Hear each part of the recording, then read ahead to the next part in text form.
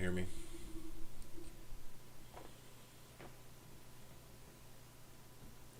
This whole thing's a whole new setup.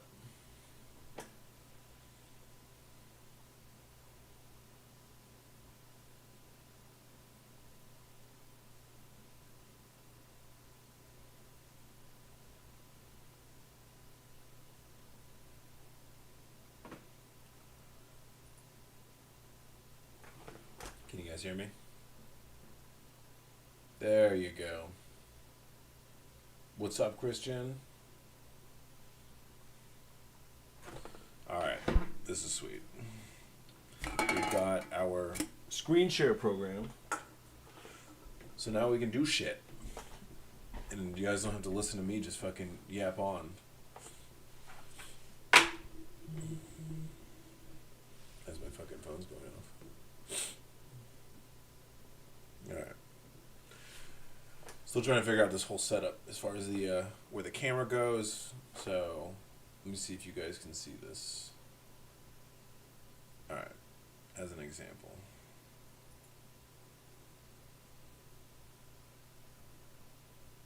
Alright, let's see if this works properly.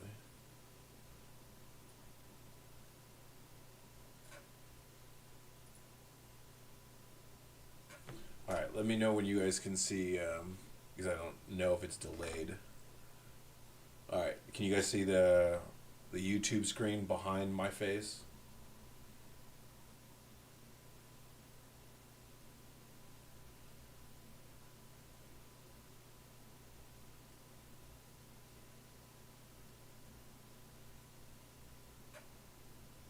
Sweet!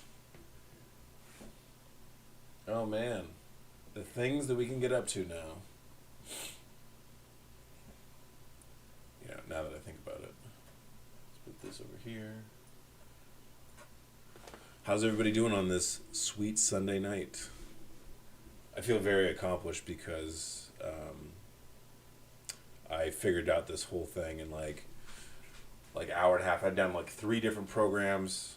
I was trying to get this camera to work, but the only way I could do this was off of my phone. But I was able to get it done through OBS and Droid Cam.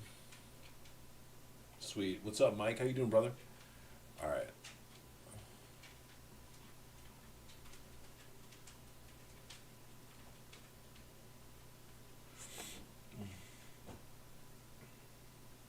All right. So I guess the question is, if I was to play a video on here, would you guys be able to hear it? So we can test that next. What's up, Jennifer?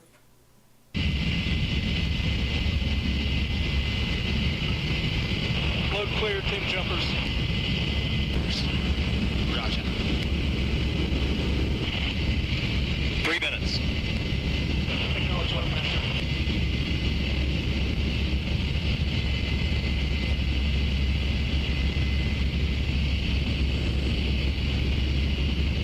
See if you can get eyes on it. Unless you're coming around. Okay, sweet. Because I was like curious to whether or not, because it's whether or not I could hear it, and then if it would then bleed over into the microphone or anything like that. So, this is working out pretty well. 10 left. I guess the question is, okay.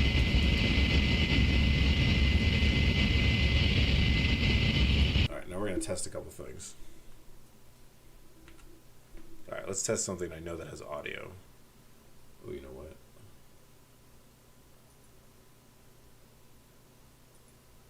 Okay, that should be right. Steel Series. All right, let's play something that has audio.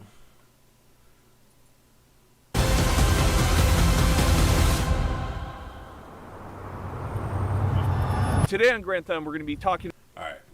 I don't actually know if I can hear it. That's interesting.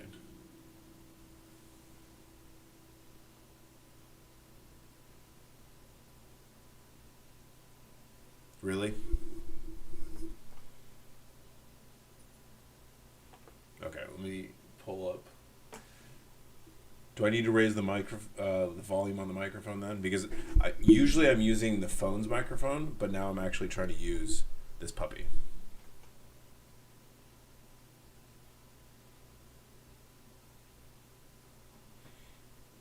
Sorry.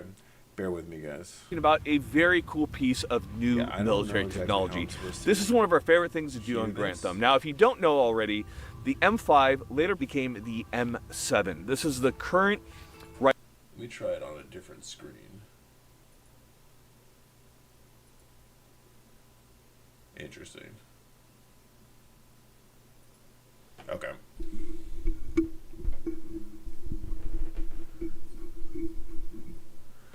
All right. Can you guys hear me now?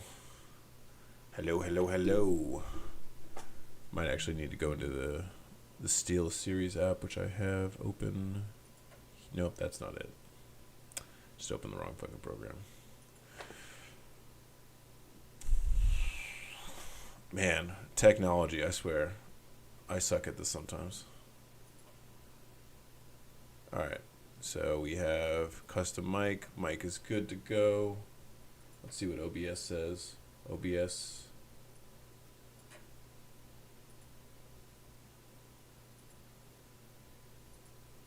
Actually, I don't know how to. Yeah.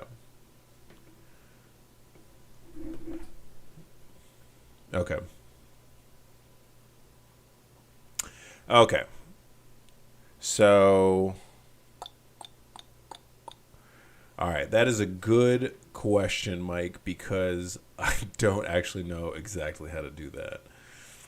All right, so we have the audio mixer. We have the, oh, it's coming here. Okay, I think I know what it is. So it's coming to the capture. All right, desktop audio. Man, this shit is a little complicated now. Well, I appreciate you guys. This is a bit of a dry run. All right, so let me, you know what, this might, all right, this might be a little trippy, but this is what we're working on right now. So this is what I'm trying to do. So we've got the Droid Cam, and so that's the, this is the capture, so this is the actual, so audio mixer. Oh, okay. I think if I turn it down here. All right, let's try that. Let me pull that off the screen. And then you guys let me, about to. Oh, I can hear it now. All right, I'm going to play it. Okay. Lower the desktop audio. Oh, I see. It seems like it was muted to me, but maybe it's not muted to you guys. All right. Let me know if I need to lower it any further or if it's interfering.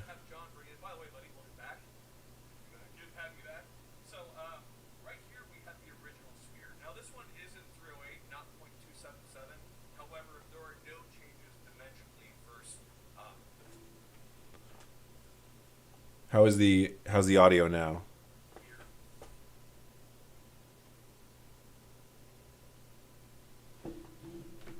What does it seem like it's cutting in? I don't know.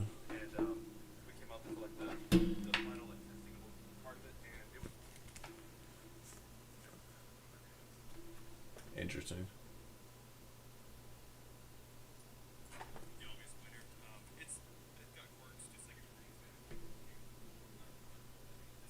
Okay. All right. Cool. Let me turn it up then. I think we're getting there, boys. All right. So I brought it up about halfway.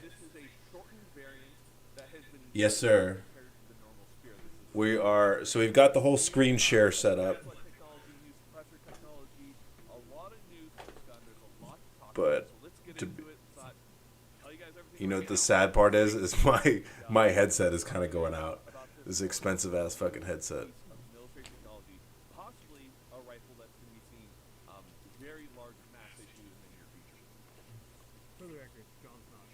Man. All right, Mike, how's that? Okay, bump it up.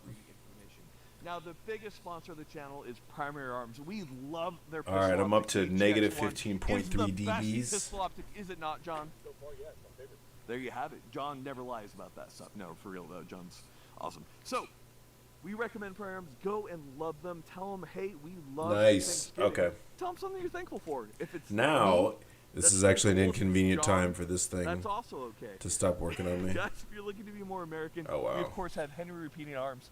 They are made in America, One second. not made at all. And more importantly, if you go to henrythumb.com, we have a very That's special actually kinda surprise funny. there for you, but we can't talk about it here. Go and check them out. They are amazing, and just tell them, you know what? Yeah. Well, Lever we actions know are what I just need to cool. get next Guys, Mantis is is going to turn your gun into a dry fire machine. Have fun new with it. A lot of headphones. people argue about the Mantis system. Because but apparently you know I think what? this is It's fun, pinched. so don't worry Yeah, about it sounds like it's Just do you, pinched. boo. And of course, all ammunition is provided for by AAC. In this case, AAC does not make Okay. .277. However, if they did, that'd be pretty cool. So let's get into it. Let's talk about the All right. brand new M7A1. It Taking is our now first shots with the up to 10 M7A1, which dBs. is our name for it, or the M7K. What do you want to call it, John? M7A1, is that too much? Is that too far? No, How's that? That's what I'm calling it. We made that up. Army Wow. has to pay us if we use that. All right, John, first shots on it. I haven't even shot it yet. So John will let us know how it is shooting from the prone. High right, about target All value right. and a half. How's It was that? barely off. All right, off sweet. Right. So come up. All right. Now that we've got that done. All right. Well, now that we got fucking screen share, now the question is what to fucking do with it.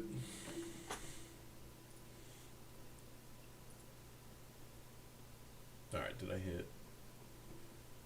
All right. Now, okay. I'm sure there's a button that will allow me to do this quicker, where I can move me to full view and then do this with like one click without having to drag it. Cool thing is, I've actually now, this whole system, I actually now have a big chat window now. So I can better see everybody's chat.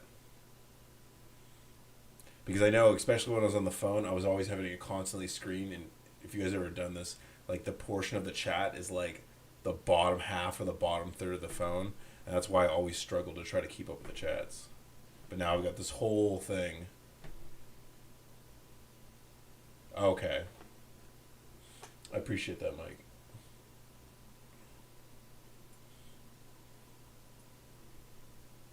Alright. Well, luckily, I've got 3 screens, but I'm going to have to get better at organizing this whole thing. Alright, so how's everybody doing on this Sunday? What's up, Tejas? How you doing, baby? She's doing good. The only thing I'm a little worried about is the glossiness in her eye. Her eye seems to be better with the exception of the glossiness in her eye, seems to actually be creeping up.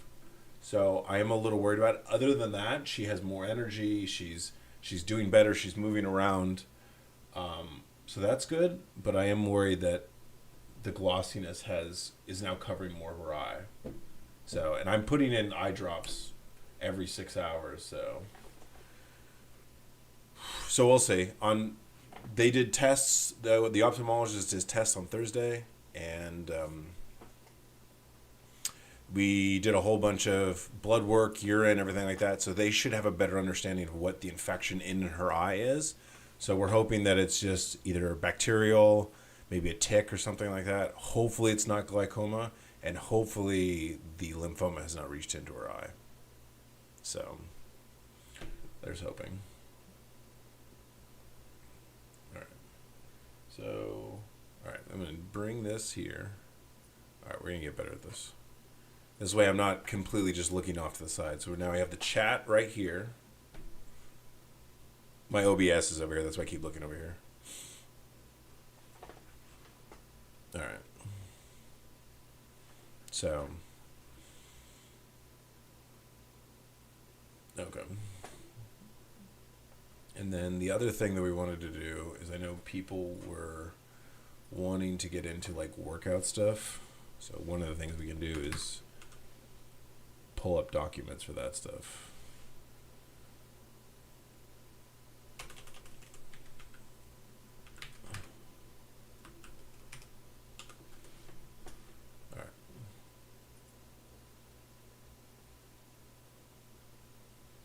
This is okay. Sorry, there's a lot going on here, boys and lady.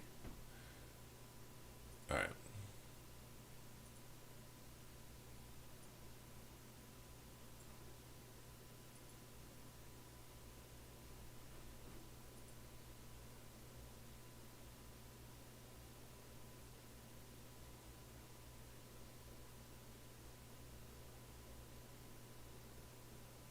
Okay.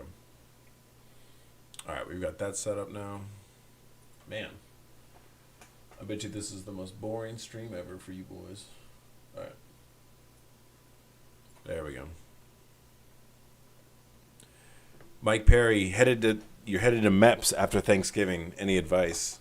What do you what MLS are you listing? What's the deal?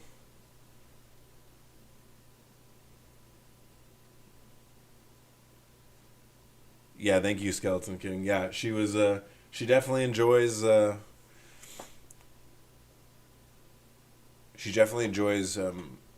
car washes, and she definitely ate quite a bit. She had multiple pizzas, chicken bakes, and a big part of that was the doctor. She'd lost probably like 10 pounds. So usually she sits somewhere about 62 to 64 pounds, and by the second week of chemo, she was down to like 55, and I think so the doctor was like, she needs to eat more. So on that Veterans Day, she got pretty much everything that she can eat. I now fill her bowl because, unfortunately, I had a bit of oversight on my part. I still had her on a diet because she eats a cup and a half of dog food, and I didn't realize it until like the second week, and she's like, oh, she's lost like 10 pounds. And you got to think about that. For a 60-pound dog, that's like close to like 20% her body weight, if I'm doing math right. So, but I think we're getting back up there. The problem is because she's on prednisone, it's hard when they're on prednisone to rebuild muscle. And so that's going to inhibit her ability to bring her weight back a bit. But we're working on it. So other than that, she seems good. So we should be back on track for her to get her full big chemo treatment, because this past Tuesday was supposed to be her largest one, and this upcoming week is going to be her largest one because it got pushed back a week.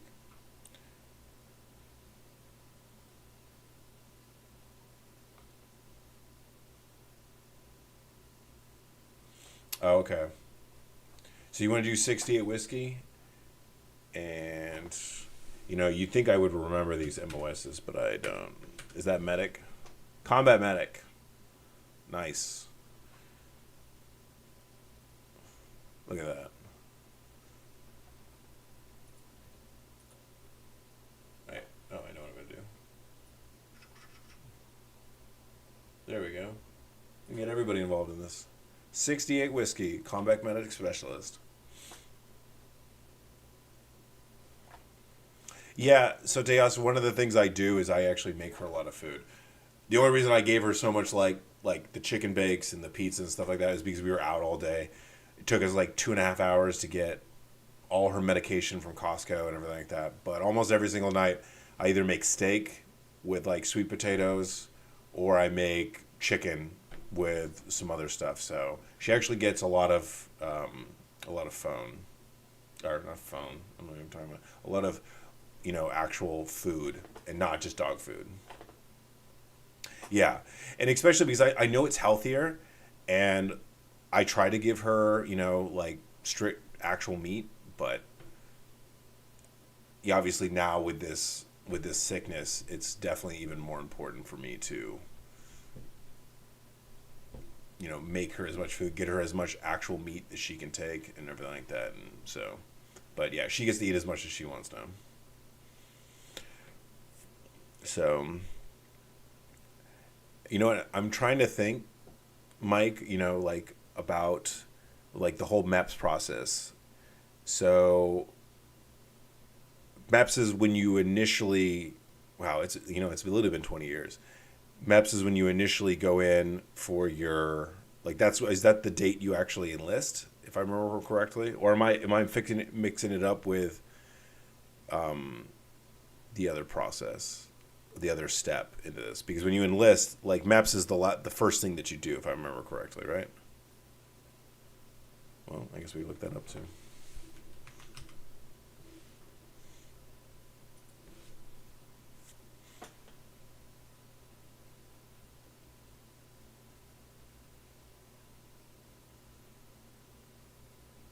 Okay, and then you're off.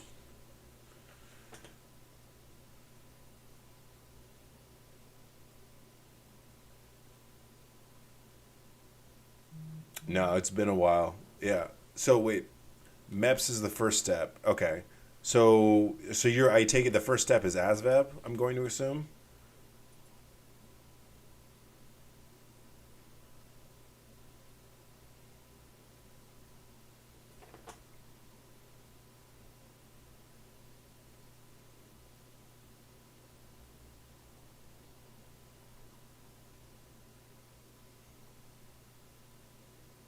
All right. Process includes ASVAB, the medical exam, the drug test, background check, job enlistment, and I guess the last one is the enlistment oath, and then I guess you ship off from there. Man, I'm trying to remember exactly what I did. I definitely went to go do the ASVAB once. Um, I definitely went in for the drug test. And then I remember that last time that you go in and take the oath, and then they put me up in a hotel that night, and then I jumped on a plane the next day. If that's how I remember exactly what happened. And I did this all from Seattle, actually.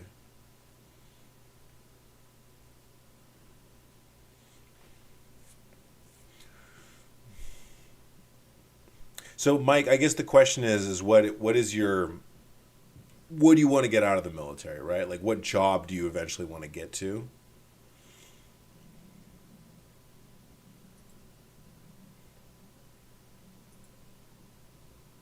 Let's go look at our combat medic specialist. I can shove this thing over here. That's better.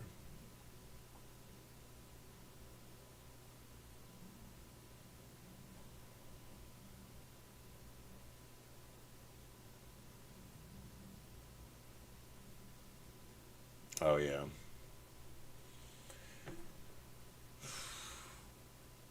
Yeah, I was a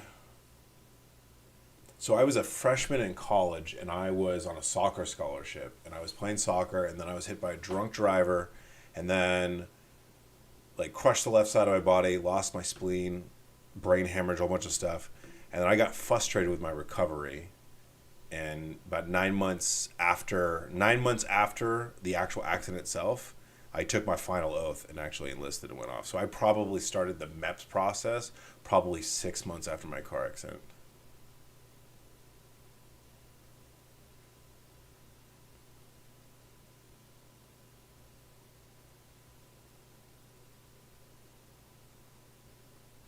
Okay. Yeah. Well, no, I think it's a good job. Like if you're not going to do the 18 X-ray program, Mike, I think 68 Whiskey is definitely a good job to do because you're going to get some valuable skills out of it. And then if you then still want to, you could, especially if you're 68 Whiskey and you go to SFAS, I'm pretty sure that they will send you to the 18 Delta course because you already have that training, so it should be pretty easy.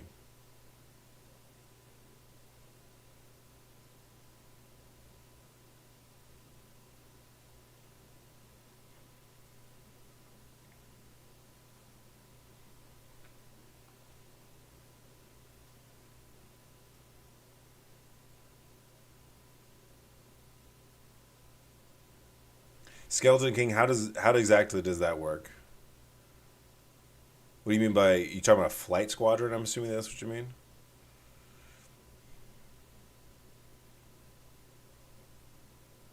Because Suga, it actually doesn't matter where you come from. It's just they choose what um, they you get chose like your language gets chosen off of what group that you're going to get assigned to and everything like that. So I know people who go, you know, like my brother. who was an 18 Alpha. He actually did get first group, but it's funny because he didn't actually live in Seattle because he was a 11 Alpha, I guess. He was an infantry officer, and he went to SFAS, and then when he went to the Q course, they gave him first group, and then they gave him Chinese as his language. So you get to put down like, kind of like a wish list, but it's really, I don't think they actually even really look at that much.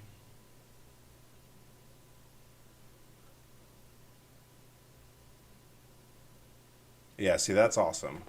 Yeah, and if you like it, and then you're good to go, like you do 68 whiskey and you do a couple years and then you're ready to get out. It's a great transition. And then if you want to go farther, you want to take that to the next step, you could either go 18 Delta or, all sorts of things. You could become a pilot, be on the both sides of the medevac stuff. You could be the dude in the back and then suddenly you're the dude flying the medevac. That could also be something you can do too.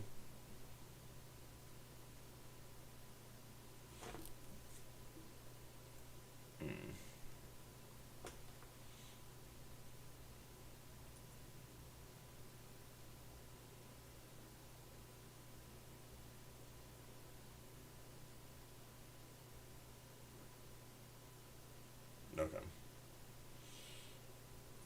All right. I did reset. I don't know if that hiccuped or anything. Okay, there we go.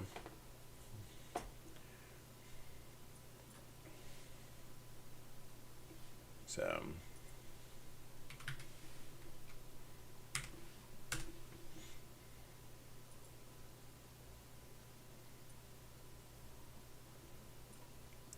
I'm gonna try to see if no, that's not what I meant to do. Damn it. All right.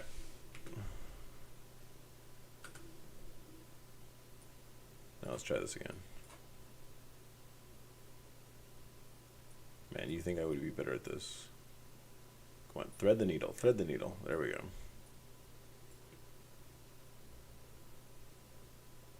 I'm curious what these are side by side.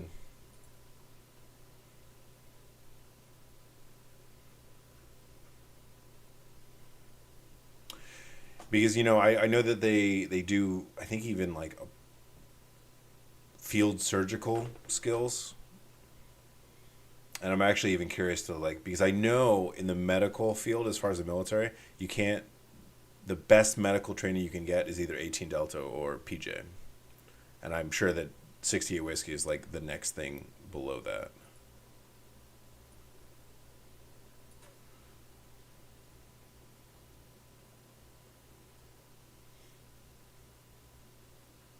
Appreciate you, Mike. Suga, so actually he didn't. Not that I know of. Well, he might have. To be honest, I actually don't know what his. If I remember correctly, the test that they do to measure language aptitude is called the D Lab, and I actually don't know what he scored. But all I know is, so in the Q course, you only get so much time to learn languages, right? So I originally enlisted as a linguist, and so I went to DLI. So as an example, like DLI is kind of like the standard how long the military lets you learn languages. So at DLI, if you get Chinese, it's an 18-month course. At the Q course, it's a 6-month course. So mind you, they get 1/3 the time. My brother got 1/3 the time. So they don't really expect you to learn the language to a certain. You're not going to get a 2-2, right? Because you only have so much time. Surprisingly, my brother was so good at this that he was the only person in his class to actually score a 2. And he did it in 6 months. So he did like a third of the time that people get in DLI, which is impressive. But also, that's one of the reasons there's a lot of language waivers. It's not really the biggest focus for SF guys, so...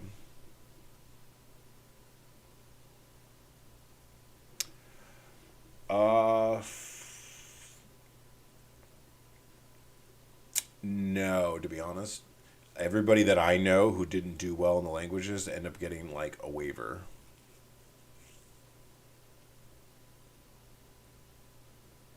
because it's like even when we get deployed, right? So we had, you got your SF guys with their like language skills, and then you had like the linguists with the SODAs, and they went to DLI, so they usually were better at the languages, and then but even the linguists weren't even used as essentially in that role. He's not interpreters. Like we had Cat 2 and Cat 3 interpreters that we would use, who obviously they were from that country, they were fluent and everything like that.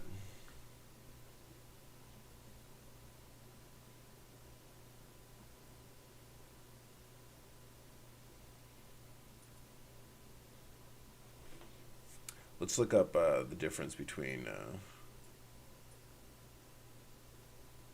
I might screw that up actually.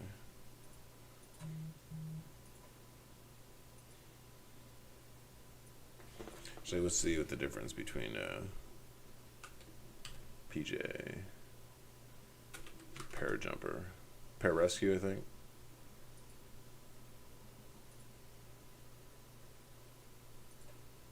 Let's put the difference up side by side with the 18 deltas. I'm curious.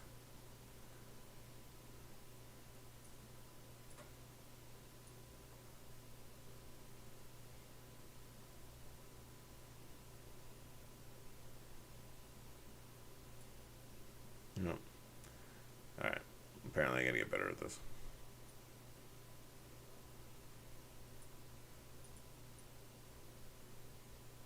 Moving all these things around. I apologize, guys. Okay, that didn't work. Oh. Okay, whatever. Sorry, guys. Apparently, I somehow merged a couple different screens, and now I don't know how to get it off. Whatever. Suga White, no, I was not, actually.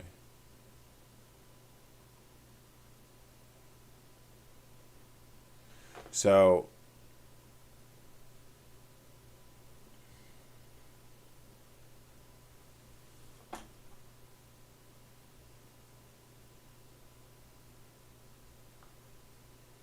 Navy Sark.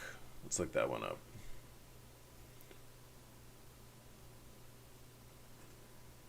So I guess what I want to see is like what is the extent of, because I've worked with these guys, but I've never really known like the extent of their training. I hear about the extent of their training, especially about PJs and 18 deltas. So let's look at that. What you said, Navy Sark.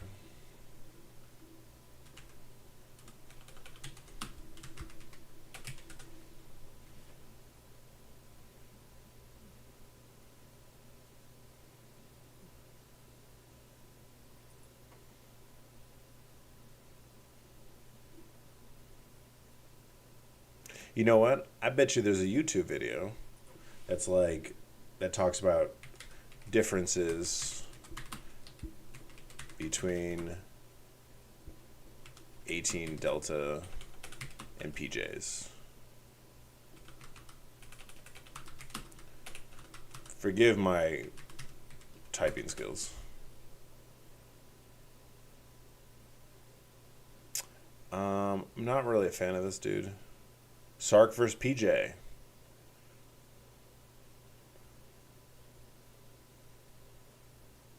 Okay. Shall we try watching a video? Yeah. Actually, these are both general discharge. All right. We're going to try this. You guys bear with me.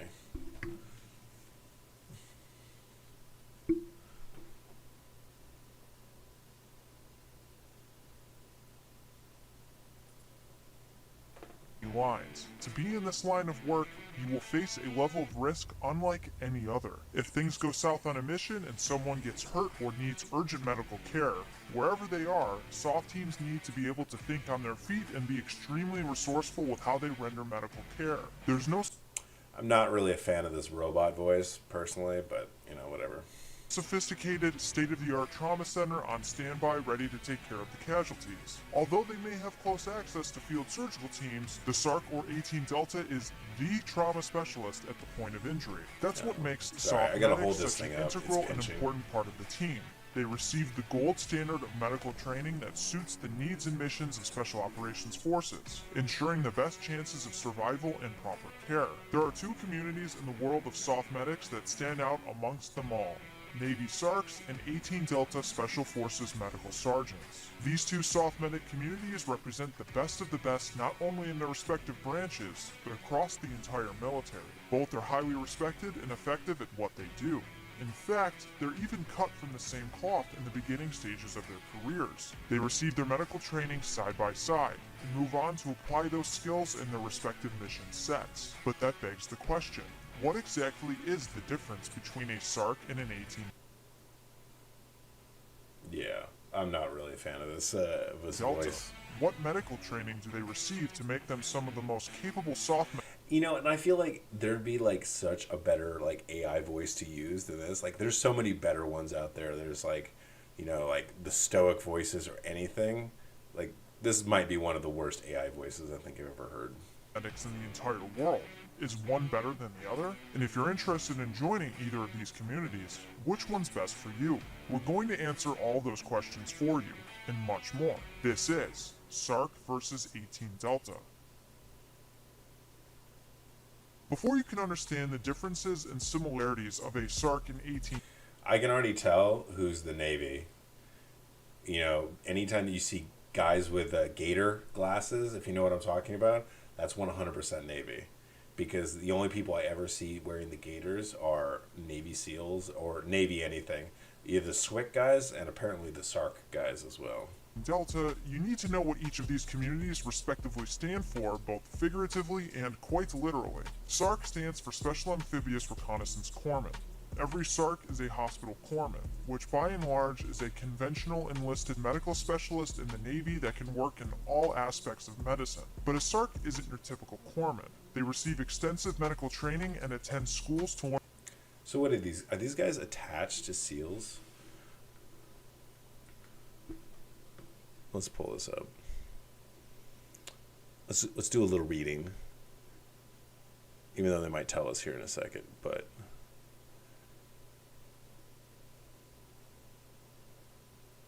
they support, oops, I don't know how you do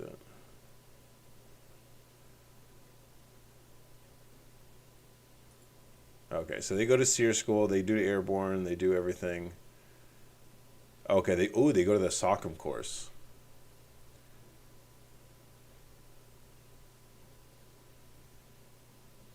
Okay, thank you, Teos. Appreciate that. I guess the question is, let's back this up. Wow. Oh, I see what's going on. This thing is stupid. I keep hitting the wrong button. Apologize, guys. Fat fingers.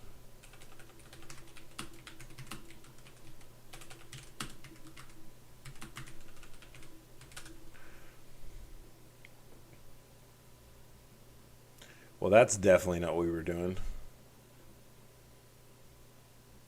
Okay. Well, I think they just completely missed. All right, let's go back to this. Learn the necessary skills to be an operator. Also known as Special Operations Independent Duty Corpsmen, or SOIDC for short, they primarily work along recon Marines and Marine Raiders. While they're in the Navy, they spend a majority of their time with the Marine Corps. Special Forces Medical Sergeants, which are also referred to by their MOS as 18 Deltas, are Special Forces soldiers as indicated by their name. They're Green Berets, and are assigned that MOS to fill that role in their ODA, which is essentially an operating group for SF. Like a SARC. Skeleton. SEALs have their own medics and have a combat paramedic course for themselves. Okay, so they train their own. The SEALs actually become essentially. I guess they become like similar to 18 Deltas as far as the SEALs go. Honestly, I've worked. It's of any group that I probably worked the least with. It's SEALs.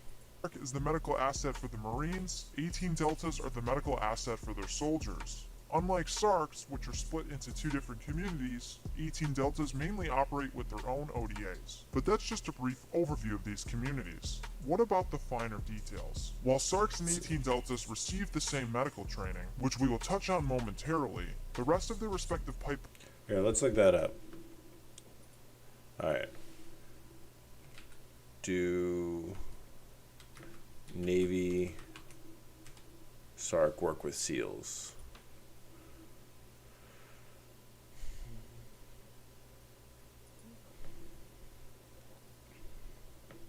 So it says that the Navy SARCs work with Navy SEALs, particularly through DevGRU, through their primary roles to support Marine Corps recon units. SARCs are elite medical providers of special. So let's see. Do SEALs have their own medics? You know, it's amazing how much stuff this is on. Like, they have medics, extensively trained in tactical combat. I guess the question is how long they've been doing it.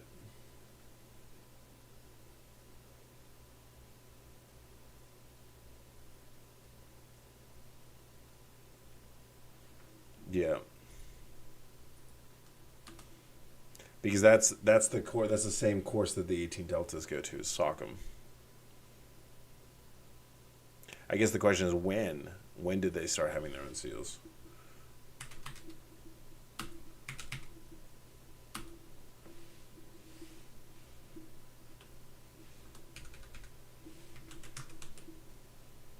Wow. You know what? I should learn how to write sentences.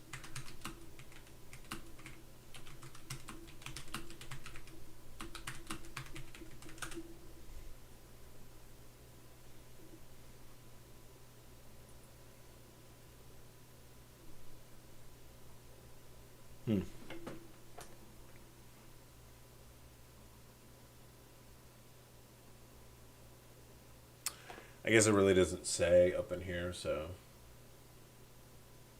Okay, I guess that makes sense. Alright, let's switch this. Lines are fundamentally different. While both are time-consuming and take multiple years to finish, and each has a grueling selection process that weeds out those who don't want to be there, a SARC will primarily train alongside recon Marines and move on to get jump and dive qualified. And an 18 Delta will go through the Special Forces qualification course and receive foreign language training. We're really oversimplifying their pipelines here, so your main takeaway is that they only have a true crossover when it comes to their medical training. Before we touch on their medical training, it's important to note that conventionally, medics in the US military primarily serve as lifesavers. They are classified as non-combatants, and are only given a weapon to protect themselves or their patients. But don't get it twisted, SARCs and 18 Deltas are still classified as combatants, because due to their training, mission sets, and role in SOF, they are needed as shooters. While your mileage may vary, and it all depends on specific unit culture. I believe the same thing goes with the 68 Whiskeys as well.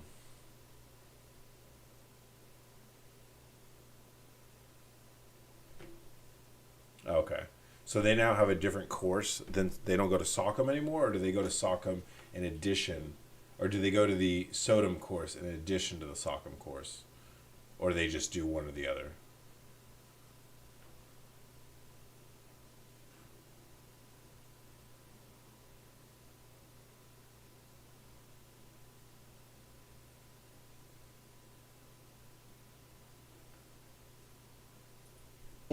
Both can be used as pointmen, breachers, snipers, you get the deal. They're trained to be just as skilled at taking lives as they are at saving them. It's really Look at it punched. this way. An 18 Delta and a Navy SARC are required to play two roles. One role is rendering care and being as medically proficient as possible, and the other role is being trained up as an operator to blend in with the rest of the team during combat situations. So you know each of these elite soft medic communities are skilled at taking lives. But what exactly do they learn to be so skilled at saving them? SARCs and 18 Deltas receive their medical training at the Special Operations Combat Medic course, known as... Yeah, they have their own airborne course, and their own airborne course, and their own free fall course.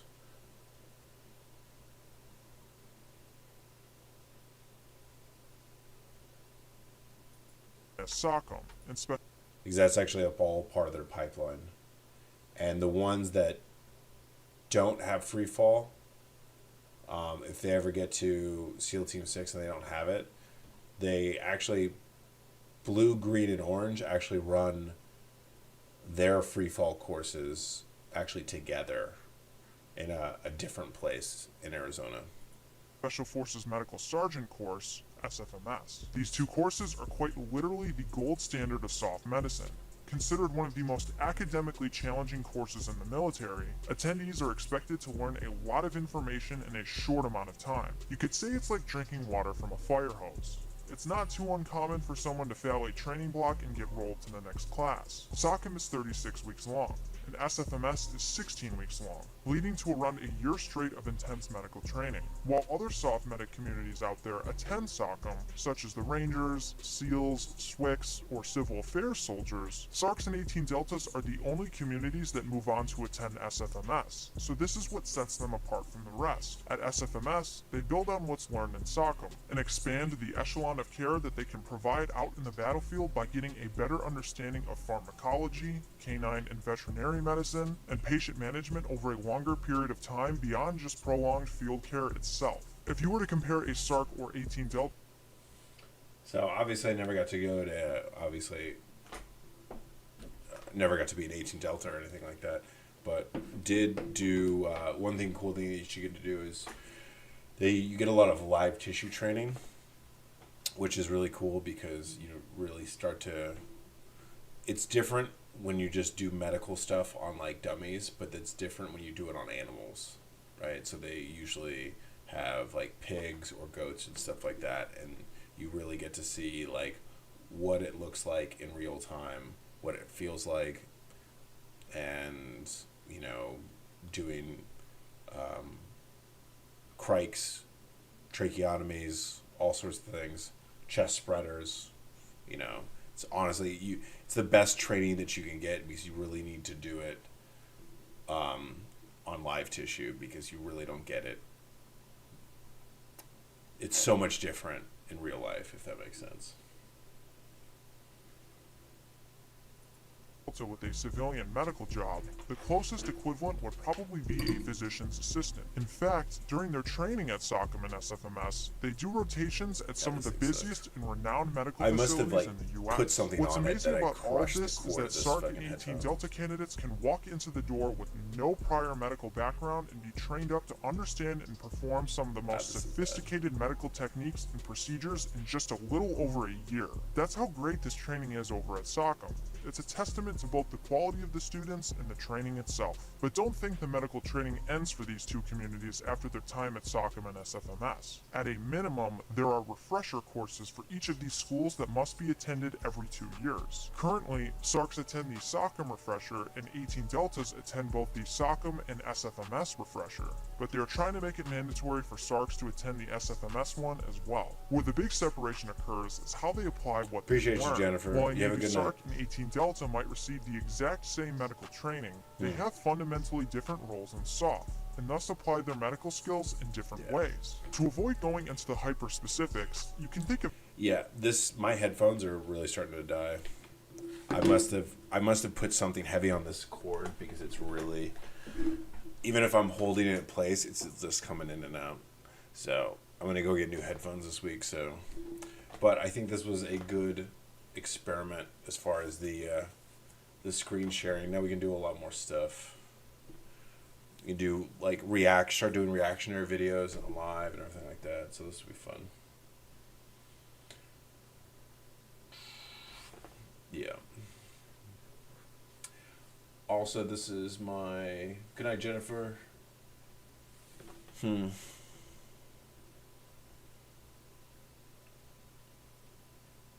Yeah.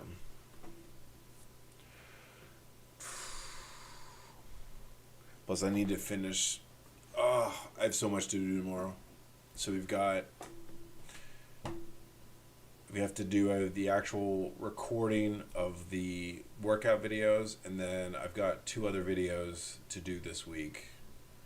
One of them is, so I'm going to do a video about, because I started out as a linguist, and it's going to be essentially support to operator, and how I went from support to being an operator, essentially, that whole thing. How I had to deal with waivers, the medical problems because I don't have a spleen, which disqualified me from a bunch of stuff. And then I am going to make a video about the reason, the issues that happened right before I retired, which was the reason why I couldn't post for 6 weeks. You guys will find that interesting. And what was the other one I was going to do? There's another one. I have it on a list somewhere.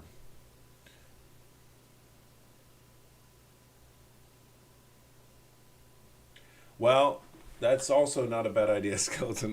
To be honest, I actually do want to stream some games, and I think probably, especially because it's Tarkov 1.0 just came out.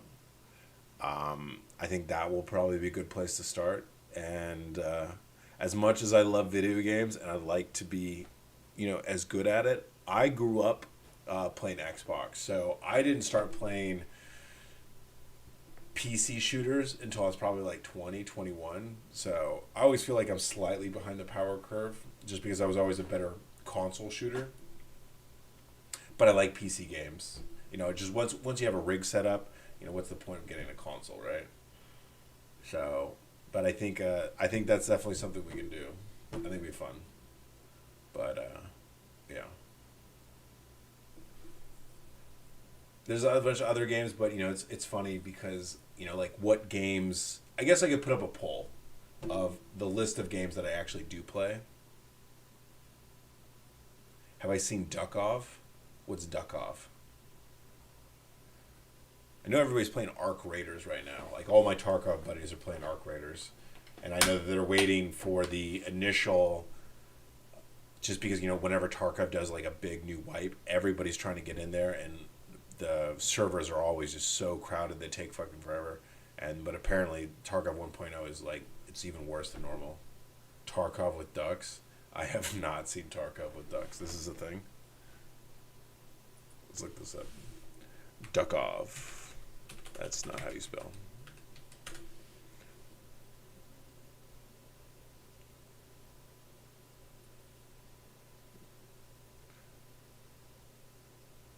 You gotta be shitting me.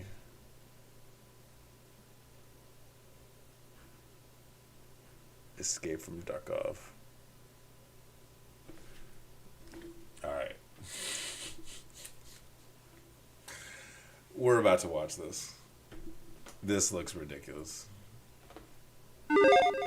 Welcome back to another episode of Before You Buy, the show where we give you some straight up gameplay and our first impressions from the latest games releasing. Hi folks, it's Falcon. I'm not going to mess around. Escape from Duckov. Yep, that's really what we're doing today, and yes, it is called that. Sounds like shovelware junk. Neither did the developer nor the publisher inspire a lot of confidence, so you might be wondering why we're covering it at all. Here's the thing, though. Doesn't look like much, but it's the real deal. The overwhelmingly positive reviews on Steam are not meme reviews. Well, most of it's not meme reviews, I should say. Some of it is. But for the most part, the positivity is legit because the game is who comes good. up with this And I shit? don't This mean is- good honestly, for a this is game extremely called creative. Escape from Duckov. It's just plain all around great. So with a name like that, you might be thinking this is heavily inspired by Escape from Tarkov, the hardcore FPS multiplayer extraction shooter. It's similar, but only really in the most superficial ways. It's not multiplayer. It doesn't even currently have co-op. It's, at least at the moment, purely a single-player experience. It's just one of a growing wave of offline extraction games that have been coming out lately. And while I've actually...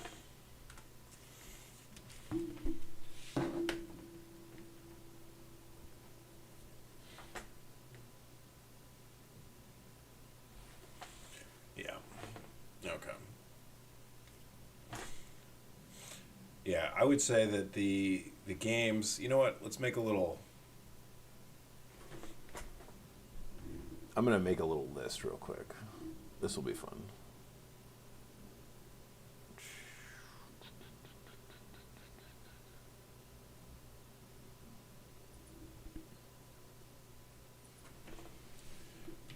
Games to stream.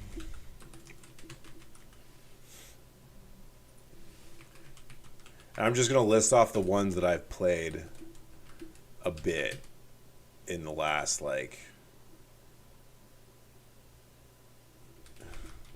the most toxic of all games.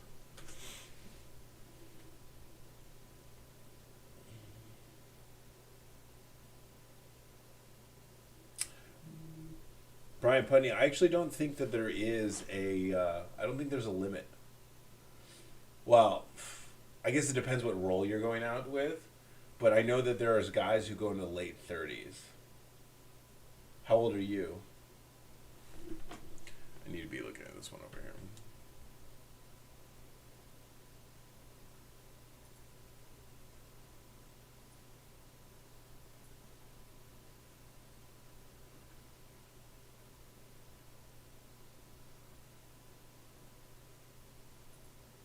Did we just lose the camera?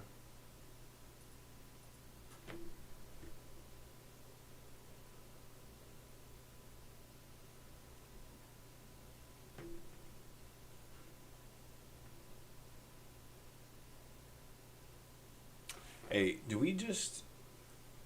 I think we just lost the camera.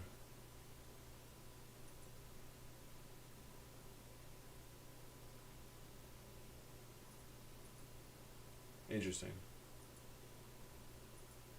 1 second, boys. Oh, I know exactly what just happened. All right.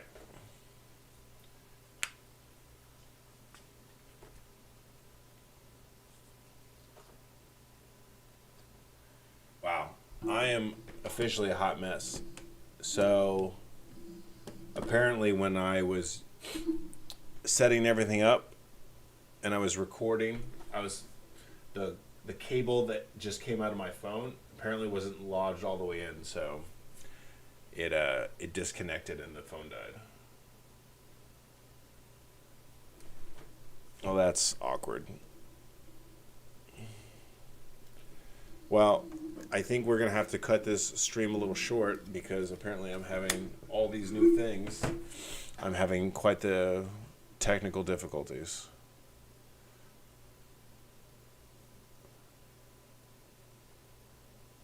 Yeah, Brian, sorry, brother, if I'm pronouncing that wrong. No, you'll have plenty of time. I know of people who've went there and they're like late 30s. So I think you're good. All right, well, I appreciate everybody. I'm going to call it quits just because I need to get this phone back up, and apparently I suck at this. So I appreciate everybody's help.